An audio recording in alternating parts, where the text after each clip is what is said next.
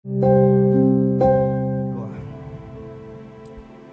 Sungguh ya Tuhan, biar ini menjadi kerinduan kami ya Tuhan. Kami mau membicarakan Engkau dimanapun ya Tuhan.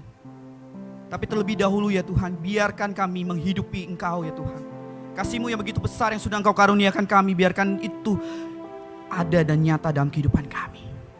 Tolong kami ya Tuhan, kami lemah, kami berdosa. Terkadang kami tidak menghidupi itu, kami menyanyiakannya. Ampuni kami ya Tuhan, jikalau kami selama ini seperti itu ya Tuhan. Tapi sungguh ya Tuhan, apa yang kami nyanyikan pada saat ini, itu kerinduan kami ya Tuhan. Di mana-mana, biarlah melalui kami ya Tuhan, Kristus dimuliakan. Terkhususnya juga melalui kami, keluarga kami ya Tuhan, Kristus dimuliakan. Tolong kami ya Tuhan, dan saat ini kami akan mendengarkan firman-Mu. Roh Kudus bekerjalah dalam hati kami. Di dalam nama Tuhan Yesus kami berdoa. Amin. Silakan duduk kembali. Shalom. Shalom anak muda. Waduh, jujur ya, saya ini pertama kali ikut sing dan saya ngerasa muda 15 tahun loh ya. Semangat banget tadi. Bener, serius. Ngerasa muda banget. Tapi saya ingin ya, saya mau coba cek sound lagi nih. Shalom semuanya. Shalom. Cuma segini doang, serius. Shalom semuanya. Shalom. Ya. Saya bersyukur diberikan kesempatan untuk menyampaikan firman Tuhan di sing ini. Saya berterima kasih kepada Ko Johan memberikan saya kesempatan itu. Tema yang diberikan kepada saya adalah to be a blessed family. Ya, saya ambil dari Kisah Para Rasul pasal yang ke-18 ayat 1 sampai dengan 4. Tapi sebelum saya menyampaikan firman Tuhan, izinkan saya memperkenalkan diri terlebih dahulu. Mungkin ada sebagian dari kita yang belum mengenal saya karena memang saya baru tiba-tiba nongol di sini ya. Ya, izinkan saya memperkenalkan diri dulu. Ada pepatah bilang apa? Tak kenal maka tak sayang. Tapi jikalau udah kenal jangan terlalu sayang. Karena saya sudah ada orang lain yang sayang. Nama saya Rudi Candara. Ya, saya bujang, anak 2. Gak mungkin ya, saya sudah beristri, istri saya di belakang tuh. Ya itu istri saya, namanya Eni Susanti, anak saya 2. Berdiri. Ya itu yang sayang saya ya, itu yang sayang saya. Itu yang mau menerima saya apa adanya. Anak saya namanya Immanuel Hope Candara, yang satunya lagi Immanuela Love Candara, Hope dan Love. Kalau ada lihat 2 kurcil yang sering lari-lari itu anak saya itu. Yang aktif banget itu anak saya. Ya itu perkenalan saya.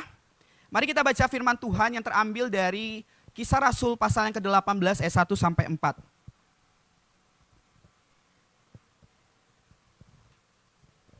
Saya bacakan untuk kita semuanya. Kemudian Paulus, demikian firman Tuhan, kemudian Paulus meninggalkan Athena lalu pergi ke Korintus. Di situ ia berjumpa dengan seorang Yahudi bernama Aquila yang berasal dari Pontus dan baru datang dari Italia, dan dengan Priscilla, istrinya. Karena Kaisar Claudius telah memerintahkan supaya semua orang Yahudi meninggalkan Roma. Paulus singgah di rumah mereka karena memiliki pekerjaan yang sama, ia tinggal bersama mereka. Mereka bekerja bersama-sama karena mereka sama-sama tukang kemah. Setiap hari Sabat Paulus berbicara dalam rumah ibadat dan berusaha meyakinkan orang-orang Yahudi dan orang-orang Yunani. Kita bersama akan belajar dari keluarga ini. Ya kalau udah ngomong-ngomong family ya, tentu sulit bagi beberapa kelompok ya. Ada yang jomblo? Ya, bertahanlah, ini ujian. Ya, ini ujian. Tapi tenang, ini juga sangat relate kepada kita-kita yang belum punya pasangan. Karena sekali lagi, udah menikah punya pasangan tuh belum tentu bahagia. Kita bahagia kok, kita bahagia. Kita bahagia. Jadi belum tentu bahagia, serius. Karena keluarga yang tidak dibangun dengan sebagaimana mestinya. Nah itu kita akan bahas bersama nantinya di dalam perenungan firman Tuhan hari ini. Ingat, yang para jomblo, yang para anak-anak muda, jangan merasa tersindir ataupun tersingkirkan. Tenang, kalian juga ambil bagian di sini. Ya, saya akan memulai dengan sebuah film yang berjudul Keluarga Cemara. Di sini ada yang pernah menyaksikan film Keluarga Cemara? Apakah ada? Ada? Ada ya? Film Keluarga Cemara ya? Iya, saya juga versi lama sih. Yang film-film yang di bioskop itu belum pernah saya yang versi lama. Tapi juga di situ ya nggak jauh Film ini ingin menyajikan sebuah ide bahwa melalui keluarga bisa menjadi tempat untuk belajar kasih sayang, saling mendukung satu sama lain, kebersamaan dan kesatuan dalam menghadapi kesulitan apapun. Ya, begitu kan ya? Itu yang diajarkan di film itu, membawa sebuah ide yang seperti demikian. Lantas, apakah memang seperti demikian kita kalau bertanya untuk kenyataan sekarang ini? Apakah memang bisa seperti demikian? Iya, ada sih banyak keluarga yang bisa seperti demikian. Kita harus akui ada banyak.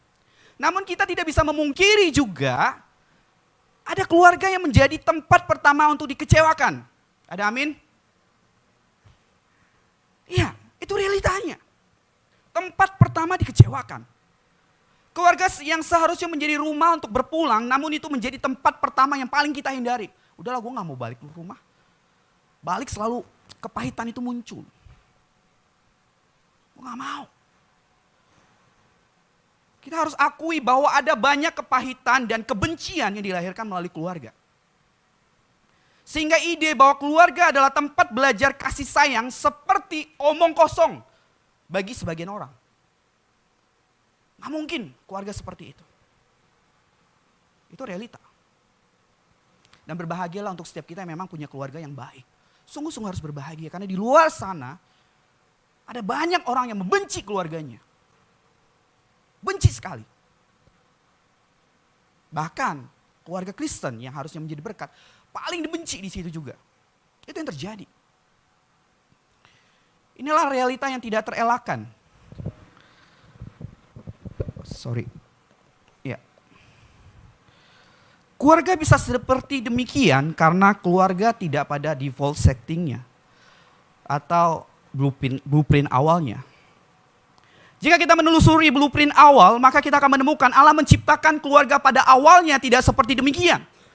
Allah mendesain keluarga sebagai institusi pertama, menguasai dan memelihara bumi dengan segala isinya. Di Kejadian pasal 1 bisa dilihat, ayat 27 sampai 28, lalu Kejadian 2 seterusnya. Setelah menciptakan langit dan bumi dengan segala isinya. Atau lebih dalam lagi, sebenarnya Allah mendesain keluarga untuk mengelola first century, kerajaan Allah yang pertama itu. Taman Eden itu sebenarnya bait Allah yang pertama atau kerajaan Allah yang pertama itu. Secara teologis sebenarnya. Dia ingin keluarga Adam dan Hawa menjadi embrio terbentuknya sebuah society yang besar nantinya. Sebuah society yang besar nantinya untuk melayani, memuliakan Allah, dan mengelola kerajaan Allah yang menghadirkan shalom, berkat dan damai sejahtera. Family pada basicnya itu harus menghadirkan shalom dan berkat. Menjadi berkat. Itu yang harus dilakukan. Namun ironinya, keluarga pertama itu, ya, keluarga cemara pertama itu, menolak, tunduk, menolak bekerja sama, menolak berelasi dengan Allah. Mereka menjadi keluarga pertama yang memberontak kepada Tuhan. Itulah awal dosa mulai masuk dan menghancurkan keluarga. Dosa membawa berbagai kehancuran, kesusahan, dan berbagai persoalan bagi manusia. Kita dapat lihat dari mana? Terjadi pembunuhan pertama di anggota keluarga. Kain Habel. Saling membunuh. Kain membunuh Habel, bukan saling membunuh, maaf. Kain membunuh Habel. Dari keluarga memunculkan society yang semakin bobrok dan membuat dosa-dosa dan kejahatan semakin banyak sekali. Sehingga Allah perlu menahan dosa itu. Allah perlu menahan dosa itu dengan menahan dosa dan kejahatan itu dengan air bah. Supaya apa? Supaya dosa itu tidak terus berkembang dan semakin jahat. Perlu dihentikan. Kejadian pasal 7 ayat 1 sampai dengan 24. Allah menahan itu. Dan membangun lagi keluarga baru dari awal. Kita tahu ya keluarga Nuh yang menjadi pilihan. Rencana awal Allah pada keluarga menjadi rusak karena manusia berdosa. Sehingga pada akhirnya apa? Allah perlu mengutus anaknya untuk lahir dari keluarga yang dipilihnya. Supaya kerajaan Allah yang nantinya berkat dan shalom itu juga dapat dihadirkan kembali melalui siapapun yang menghidupi kasih pengorbanan dari Yesus Kristus ini. Siapapun yang percaya kepadanya. Siapapun yang sungguh-sungguh hidup bagi Kristus, dia akan kembali, bisa membawa kembali shalom itu, berkat itu.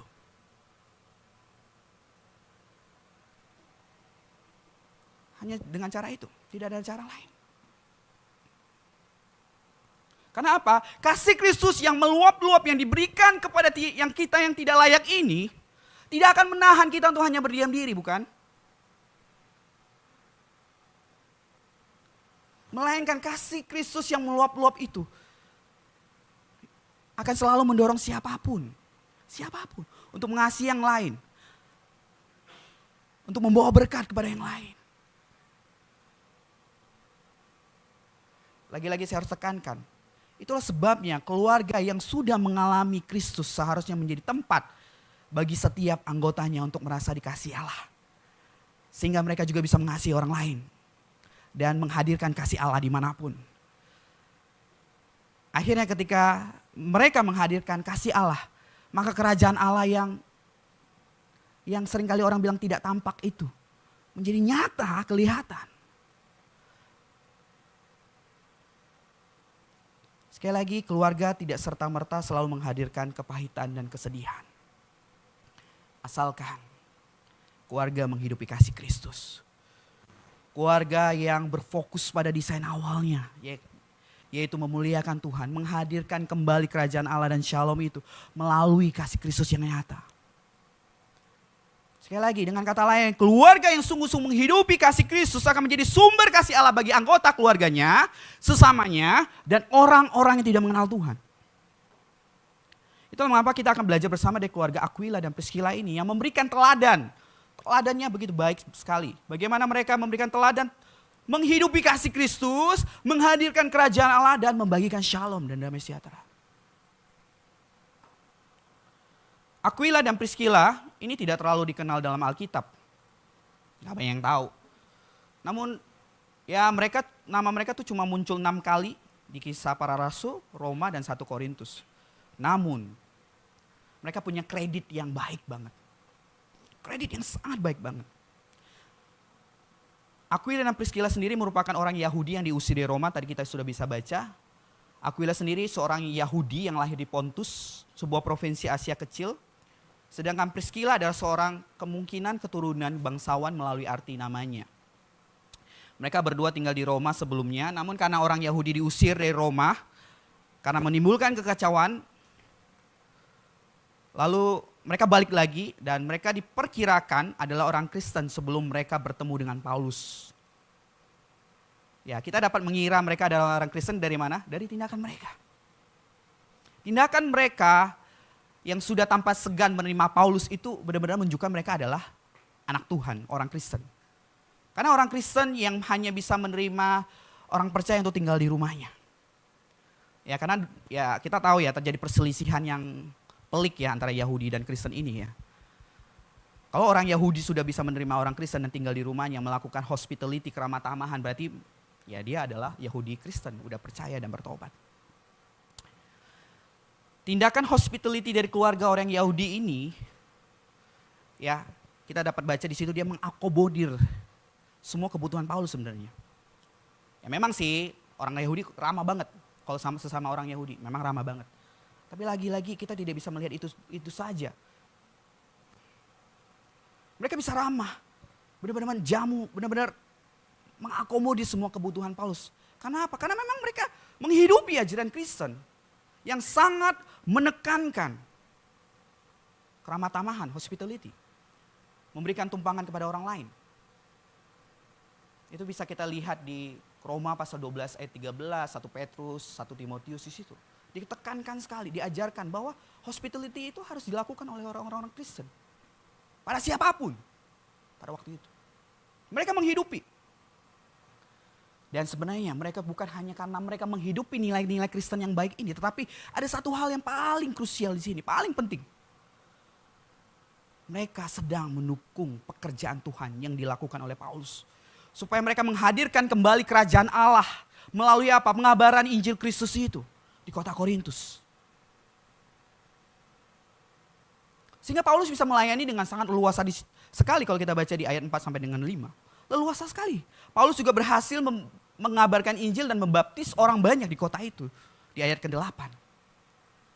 Keluarga ini support sekali pelayanan Paulus. Supaya bisa berjalan dengan sangat baik. Lagi-lagi apa? Supaya orang tersebut mendapatkan damai sejahtera melalui Injil Kristus itu. Itu yang mereka lakukan. Itu yang mereka lakukan. Dan 1,5 tahun Paulus tinggal bersama mereka kalau kita baca di ayat 11. Dan itu bukan waktu yang sangat singkat. Waktu yang sangat lama. Mereka menjamu dan memberikan tumpangan Paulus. Supaya Paulus bisa leluasa melayani. Keluarga ini terus menerus mendukung pelayanan Paulus. Ketika dia ingin meninggalkan Korintus menuju Syria, mereka juga nemenin Paulus ke sana. Mereka ikut menempuh perjalanan yang sangat jauh sekali di ayat 18. Mereka diperkirakan sempat tinggal di Efesus, namun Paulus harus terus melanjutkan perjalanan lagi. Mereka minta Paulus jangan. Tapi Paulus tidak mengabulkan karena Paulus memang harus mengikuti kehendak Tuhan di dalam kota misi yang lain. Ayat 20 sampai 23. Akhirnya mereka merelakan Paulus pergi. Lagi-lagi mereka sangat support sekali, mendukung sekali pelayanan Paulus. Mereka adalah keluarga yang sangat berkontribusi dalam pelayanan Paulus. Sangat. Kenapa saya harus katakan sangat? Ini dapat kita lihat di penutup surat Roma. Ayat 16, 3-5a. Di situ tulis apa? Sampaikan salam kepada Priskila dan Aquila, teman-teman sekerjaku dalam Kristus Yesus. Mereka telah mempertaruhkan nyawanya untuk hidupku. Kepada mereka bukan aku saja yang berterima kasih, tapi juga semua jemaat bukan Yahudi. Salam juga kepada jemaat di rumah mereka.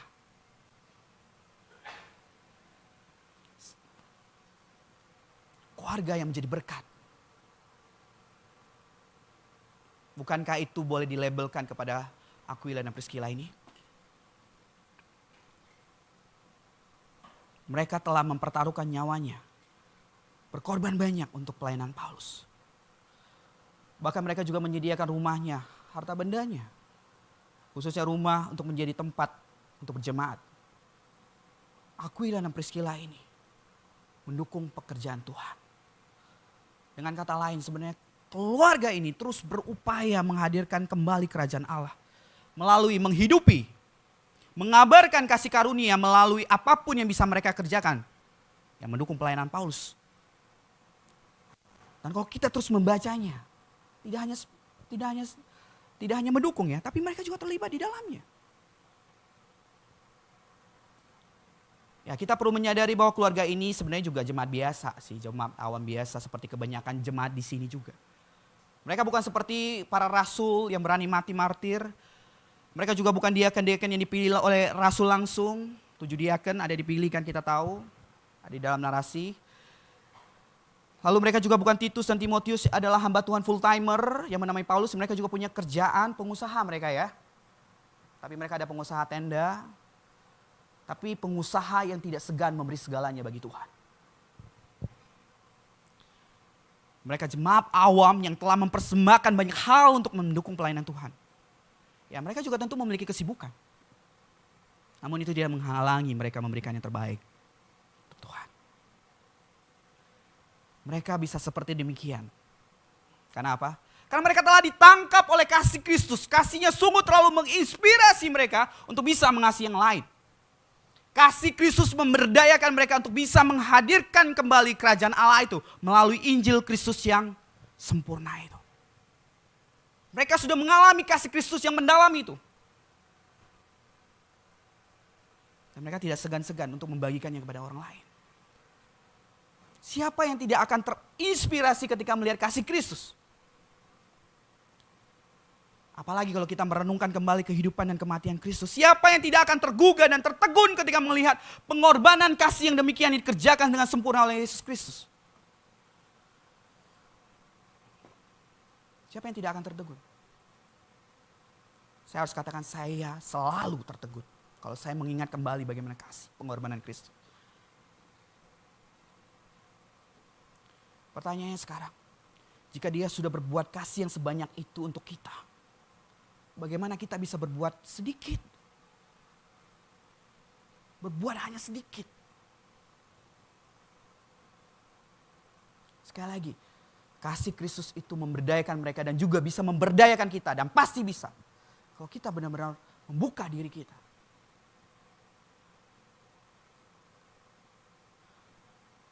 Mereka memberikan yang terbaik kepada Tuhan. Dengan cara membangun jemaat yang sudah ditinggalkan oleh Paulus. Dan mereka juga bukan hanya membangun jemaat. Mereka sebenarnya juga mengupayakan penginjilan sebenarnya kalau kita lihat ya. Sepeninggalan Paulus ini kita dapat lihat di Kisah Rasul pasal yang 18 ayat 24 sampai 26. Mereka juga memiliki pengetahuan teologi yang nggak biasa. Atas rata-rata. Karena kenapa? Mereka adalah orang yang berani mengkoreksi pengajaran dari Apolos. Apolos pada waktu itu kan tahu ya, ada perbedaan ya, pengikut Apolos, pengikut Petrus, pengikut Yesus Kristus, pengikut Paulus. Tapi sebelum itu ada problem. Apolos belum mengerti keseluruhan Injil dan mereka yang menjelaskan. Dia tuh ahli perjanjian lama, tapi mereka bawa ke rumah dan dengan teliti menjelaskannya kepada jalan Allah ayat 26. Mereka melayani, mereka terus belajar juga. Mereka melakukan berbagai upaya untuk benar-benar bisa melayani Tuhan dengan baik. Sekali lagi ada banyak hal yang sudah mereka berikan untuk mendukung pelayanan Tuhan. Mereka bukan hanya memberikan rumah mereka, pasti juga memberikan uang yang banyak. Saya harus pastikan itu. Saya bisa pastikan itu karena kenapa? Pelayanan pada waktu itu butuh dana yang banyak. Kenapa? Karena ada pelayanan di diakonia.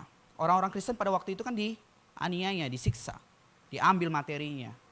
Yang pasti mereka harus saling mendukung satu sama lain. Dan mereka juga pasti membantu di situ. Mereka berusaha menjadi berkat dan menghadirkan shalom, damai sejahtera bagi orang lain. Lantas bagaimana dengan kita? Saya harus katakan dengan keras. Ada banyak keluarga Kristen yang hidup sebaliknya.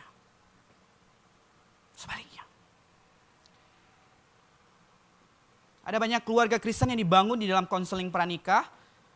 Kristen lagi, diberkati di rumah Tuhan. Namun apa yang terjadi? Tidak bisa dipungkiri, ada banyak keluarga Kristen yang akhirnya malah melahirkan anak-anak Tuhan yang mempermalukan Tuhan. Bahkan itu banyak terjadi di keluarga hamba Tuhan.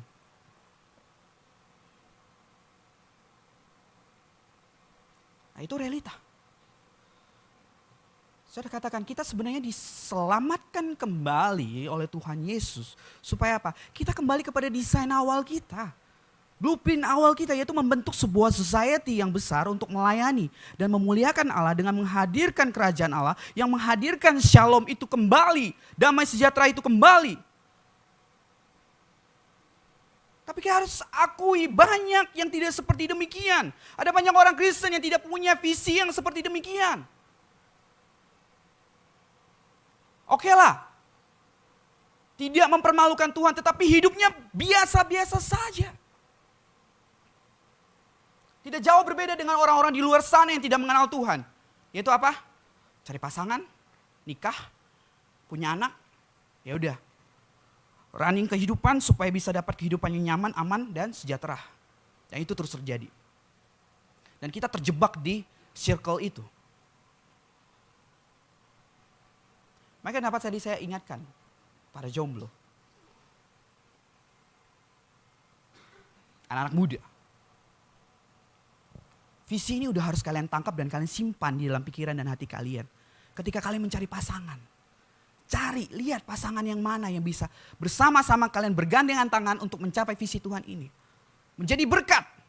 Yang nanti menghadirkan anak-anak yang kalian didik untuk juga bisa bersama-sama memuji memuliakan Tuhan. Melalui kehidupan mereka. Saya sendiri banyak pengalaman melihat, ya gak usah jauh-jauh ya. Teman-teman saya. Remaja, pemuda, wah pelayanan. Singer apa, dua-duanya pelayanan. Tapi setelah menikah, aduh sulit ngurusin anak. Sulit. Tapi itu yang kebanyakan terjadi di gereja-gereja. pasutri muda, pada akhirnya apa? Yang harusnya 1+1 harusnya makin banyak kan ya? Bener nggak? Kan ini sama-sama punya kedewasaan rohani nih ya. Digabungin harusnya semakin banyak dan semakin melayani lebih kan ya. Tapi kenyataannya apa? Tidak terjadi seperti demikian. Itu kenapa saya mendorong kita untuk benar-benar menemukan siapapun pasangan nantinya kita. Itu adalah orang-orang yang tepat. Yang memang punya visi yang sama. Jangan cari yang punya visi dan kalian gak punya. Jangan ya. Kita juga punya visi itu. Kita punya visi itu dan kita cari yang punya sama-sama visi. Dan bersama kita berjalan untuk memuliakan Tuhan. Harus cari yang seperti itu. Ya jangan cuma mau carinya apa. Sekarang artis Korea Kim apa? Saya taunya Kim Jong Un aja sih. Jangan punya apa ya, bayangan yang imajinasi yang seperti itu, jangan.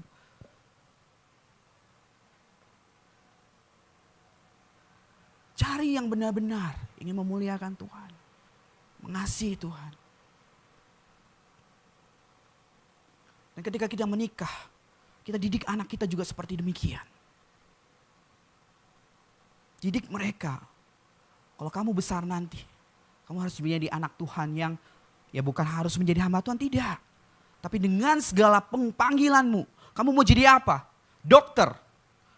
Berbagai profesi yang ada di marketplace, lakukanlah itu untuk memuliakan Tuhan. Itu yang kita didik untuk anak-anak kita. Kita jangan terjebak untuk lebih menggunakan visi dunia. Bekerja supaya kehidupan lebih baik, sejahtera, dan memupuk materi supaya aman dan nyaman. Itu terus yang kita ulang.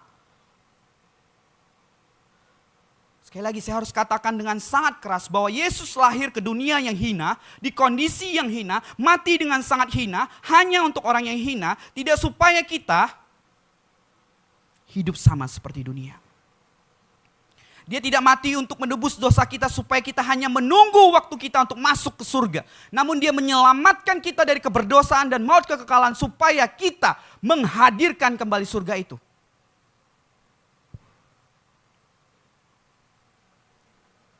Kita bukan kayak lagi dapat golden ticket, ya udah tunggu waktunya aja saya dipanggil untuk ke surga. Tidak. Sangat sepele sekali. Ingat, Tuhan sudah datang ke dunia ini, mati di atas kayu salib. Bukan untuk hal sepele itu. Tetapi menghadirkan surga kembali di dunia ini. Menghadirkan shalom dan damai sejahtera itu di dunia ini. Dia ingin orang-orang di luar sana juga bisa merasakannya.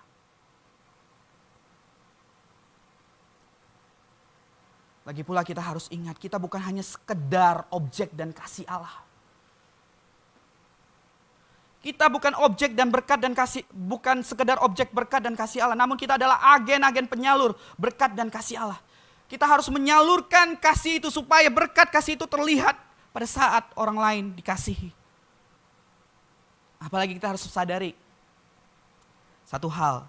Kita ini sebenarnya merupakan wadah yang terlalu kecil banget untuk berkat dan kasih Allah yang melimpah ruah itu. Sangat kecil banget kita ini. Sehingga ketika dicurahkan yang meluber-luber itu, kita harus bagikan juga kepada orang lain.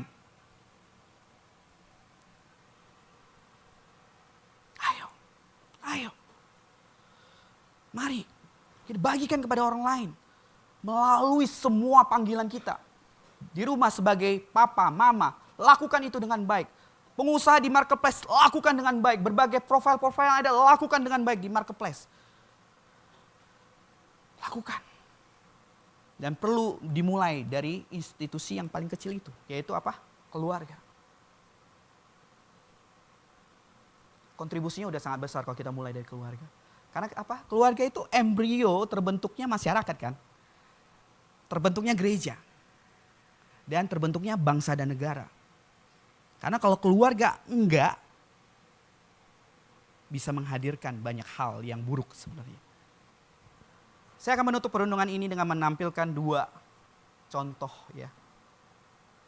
Makanya kenapa saya tekankan keluarga itu benar-benar harus diberesin dulu.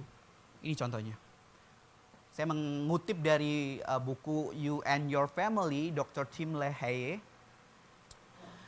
Ada 2 buah diagram silsilah dari 2 orang yang hidup pada abad 18.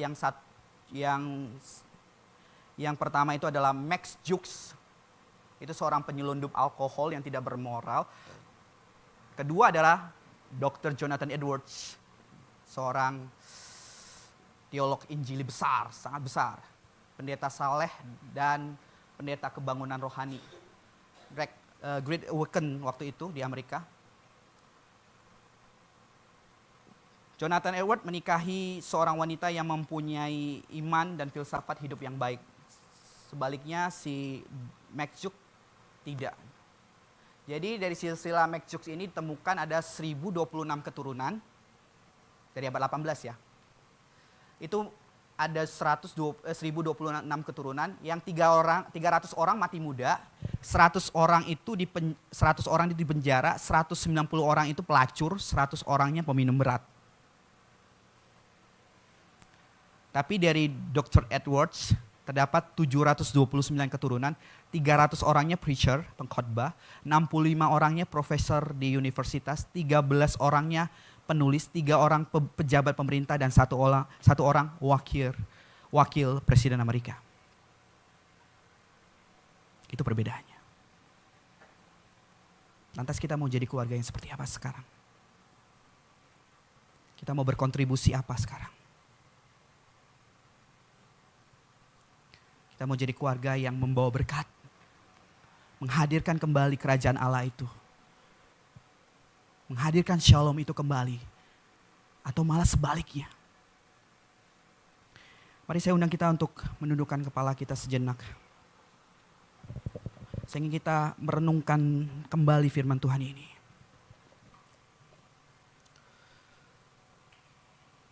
Renungkan kembali firman Tuhan yang ada ini.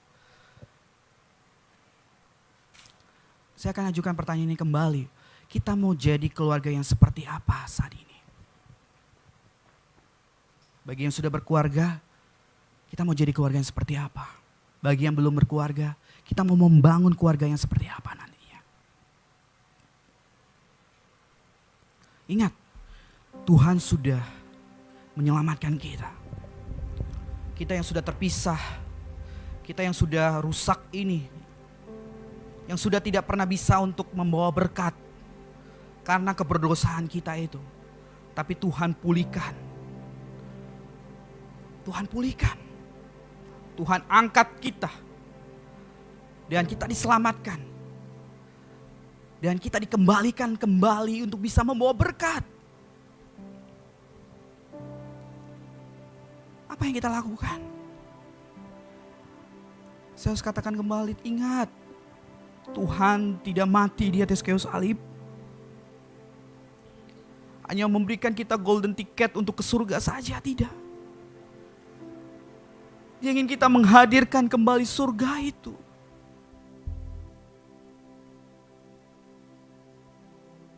Sudah datang ke dunia untuk menembus dosa kita supaya kita bisa kembali menghadirkan surga itu.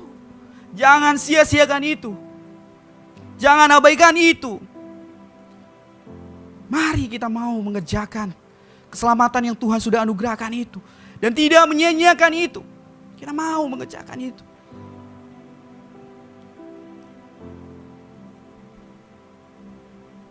Mari kita mohon ampun kalau memang selama ini kita tidak mengerjakan dengan baik. Kita mohon ampun kepada Tuhan.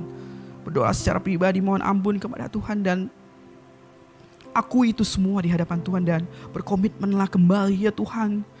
Kami ingin sungguh bisa tidak menyia-nyiakan anugerah-Mu itu yang sudah Engkau berikan kepada kami itu.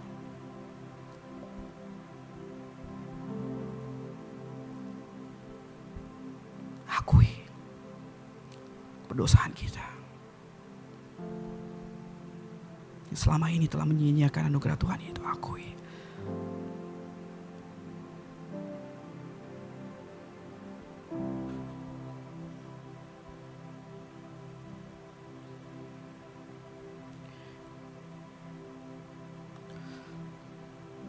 Ya Tuhan, kami tidaklah sempurna. Kami terkadang masih terus hidup seperti manusia lama kami, ya Tuhan. Tolong ampuni kami. Tolong ampuni kami. Firman-Mu sudah mengingatkan kami bagaimana kami harusnya menjalani kehidupan ini. Tolong kami ya Tuhan, untuk bisa menjadi berkat, menghadirkan surga itu kembali ke dunia ini. Dan menjadi berkat bagi setiap orang. Tidak mudah Tuhan, harus kami akui. Ada berbagai banyak tantangan dan godaan. Baik dalam diri kami, ataupun dari luar. Kami butuh pertolongan Roh Kudus yang menemani kami. Menghibur kami, menguatkan kami. Memampukan kami boleh terus terarah kepada kasih Kristus yang sudah menyelamatkan kami. Dan itu juga akan menyelamatkan orang lain itu ya Tuhan. Tolong kami terus mengarahkan hati dan pikiran kami ke arah sana. Tolong kami ya Tuhan. Tolong kami. Kami mohon meminta hanya dalam nama Tuhan Yesus. Amin. Amin.